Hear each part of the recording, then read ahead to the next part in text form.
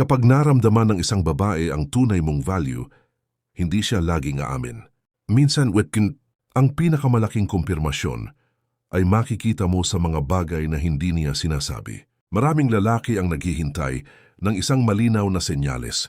Gusto nilang marinig ang isang babae na magsasabing, importante ka sa akin, o kaya ayokong mawala ka, pero sa totoong buhay, bihira itong mangyari. Hindi dahil wala siyang nararamdaman, kundi dahil iba ang paraan ng mga babae sa pagpapakita ng emosyon. Madalas, hindi sila nagsasalita ng direkta.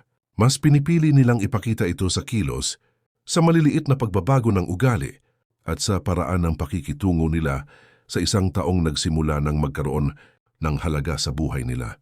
May mga babae ring ayaw maging vulnerable. Ayaw nilang isipin ng lalaki na sila ang unang nahulog. Ayaw nilang mawala ang composure nila. Kaya kahit ramdam nilang may value ka, pipiliin nilang itago ito. At dito nagkakamali ang maraming lalaki. Kapag walang confession, iniisip nilang wala ring nararamdaman. Kapag hindi sinabi, iniisip nilang tapos na. Kapag tahimik, iniisip nilang wala silang naging epekto. Pero ang totoo, maraming babae ang hindi umaamin kahit alam nilang iba na ang tingin nila sa isang lalaki. Hindi natin pag-uusapan kung paano manipulahin ang babae. Hindi rin ito tungkol sa paglalaro ng emosyon. Ang pag-uusapan natin ay kung paano mo makikilala ang mga senyales na nagsisimula ka ng magkaroon ng halaga sa paningin niya. At tandaan mo ito, ang tunay na value ay hindi nasusukat sa dami ng papuri na natatanggap mo. Nasusukat ito sa pagbabago ng kilos ng ibang tao kapag naramdaman nilang pwede kang mawala. Senyales 1. Mas nagiging maingat siya sa pakikitungo sa iyo. Isa sa pinakamalinaw na senyales na naramdaman niya ang value mo ay kapag napansin mong mas nagiging maingat na siya sa paraan ng pakikipag-usap. Noong una, baka kaya kanyang isin ng ilang araw. Baka kaya kanyang hindi replyan. Baka kaya niyang magsalita ng walang pakialam. Pero habang tumatagal, may napapansin kang pagbabago. Mas nagiging maingat siya sa mga salitang ginagamit niya. Mas iniisip niya kung paano ka magre-react. Mas ayaw niyang magkaroon ng hindi pagkakaintindihan. Bakit? Dahil kapag wala kang halaga sa isang tao, wala rin siyang dahilan para maging maingat. Kapag disposable ka lang, hindi niya iisipin kung masasaktan ka. Pero kapag nagsimula ka ng maging importante, kusa siyang nag-a-adjust. Hindi dahil sinabi mo, hindi dahil pinilit mo, kundi dahil ayaw niyang masira ang connection. Ito ang bagay na hindi napapansin ng maraming lalaki. Akala nila ang attraction ay puro kilig. Hindi. Sa maturity ng relasyon, ang attraction ay kadalasang nagiging respeto. At ang respeto ay makikita sa pagiging maingat. Practical example. Halimbawa, may sinabi kang biro.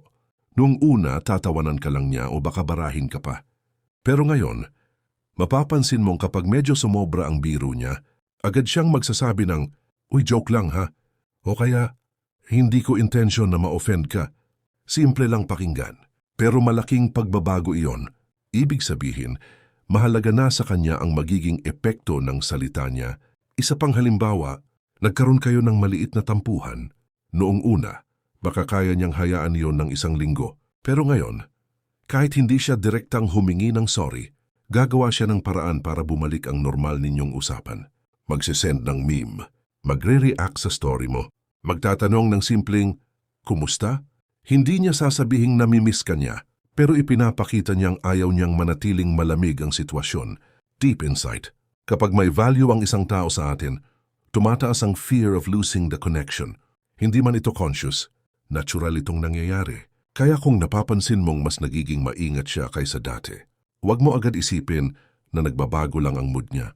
Posibleng nagbabago na rin ang tingin niya sa iyo. Senyales 2, napapansin niya ang maliit na bagay tungkol sa iyo.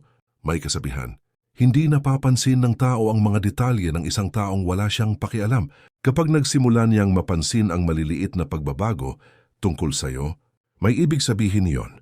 Bigla niyang mapapansin na nagpagupit ka, na iba ang pabango mo, mas tahimik ka ngayon, masaya ka ngayon, mukhang pagod ka, may bago kang relo, may bago kang sapatos.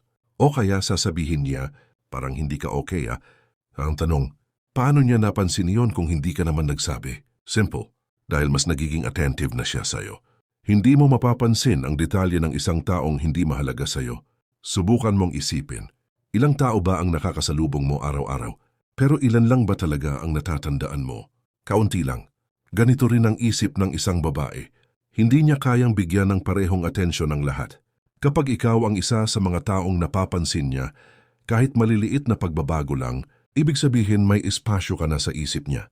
Practical example. Halimbawa, nagpalit ka lang ng profile picture. Maraming tao ang nag-like, pero siya ang unang nagsabing, bagay sa'yo yung hairstyle mo ngayon. O kaya, parang pumayat ka. Maliit na detalye, pero ibig sabihin, hindi lang siya basta dumaan sa profile mo. Talagang tiningnan niya. Isa pang halimbawa, tahimik ka lang buong araw. Wala kang ipinost. Hindi ka nag-chat.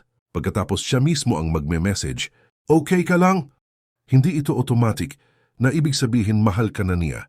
Pero malinaw itong indikasyon na napansin niyang iba ang kilos mo. At para mapansin yon, kailangan may level ng emotional awareness na siya tungkol sa'yo. Deep insight. Ang atensyon ay isa sa pinakamahalagang currency sa panahon ngayon. Lahat gusto ng atensyon, pero kakaunti lang ang binibigyan natin ng totoong observation. Kapag ang isang babae ay nagsisimula ng mapansin ang maliliit na bagay tungkol sa'yo, hindi lang oras ang inilalaan niya, pati mental space. At ang mental space ay hindi basta ibinibigay sa kahit sino. Kaya huwag mong maliitin ang simpleng linyang parang may iba sa'yo ngayon. Minsan, mas malalim pa ang ibig sabihin niyan kaysa sa isang direktang papuri. Dahil ipinapakita nitong hindi ka lang dumadaan sa paningin niya, unti-unti ka nang nagiging bahagi ng mga bagay na kusa niyang napapansin kahit hindi mo hinihingi. Senyales tres, nagsisimula siyang humanap ng dahilan para kausapin ka. May isang bagay na bihirang mapansin ng maraming lalaki. Kapag gusto kang kausapin ng isang babae, pero ayaw niyang maging halata, hindi siya laging magsisimula sa isang sweet na mensahe. Hindi rin siya basta magsasabing, miss na kita. Sa halip, gagawa siya ng dahilan. Minsan ang dahilan ay napakasimple. Magtatanong, kunwari, hi, hingi ng opinion, magpapasend ng recommendation, o kaya bigla na lang magre-reply sa isang story na halos wala namang kailangang i-comment. Sa unang tingin, parang normal lang. Pero kapag napansin mong paulit-ulit itong nangyayari, ibang usapan na iyon. Ang totoo, ang tao ay gumagawa ng oras para sa mga taong gusto niyang manatiling konektado sa buhay niya. Hindi dahil desperado siya, kundi dahil mahalaga ang connection. Maraming lalaki ang naghihintay ng obvious signs. Pero kadalasan, ang babae ay hindi obvious, mas subtle, mas controlled. Mas pinipili niyang protektahan ang ego niya. Ayaw niyang isipin mong siya ang naghahabol. Kaya ang ginagawa niya, naghahanap siya ng valid reason para magkaroon kayo ng conversation.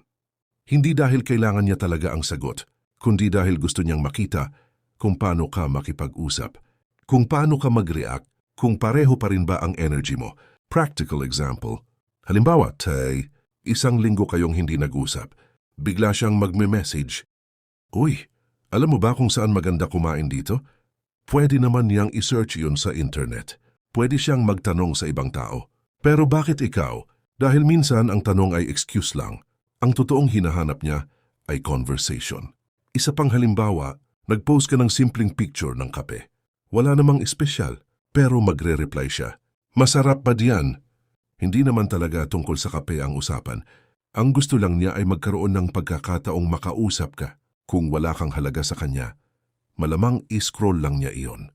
Hindi na siya mag-aaksaya ng oras. Deep insight. Isipin mo ito. Sa panahon ngayon, napakadaling mawala ng communication. Busy ang lahat. May trabaho, may pamilya, may sariling problema. Kung may isang taong paulit-ulit na gumagawa ng maliit na dahilan para makausap ka, hindi iyon aksidente sa lahat ng pagkakataon. Ibig sabihin may bahagi ng isip niya na gusto pa ring panatilihin ang koneksyon.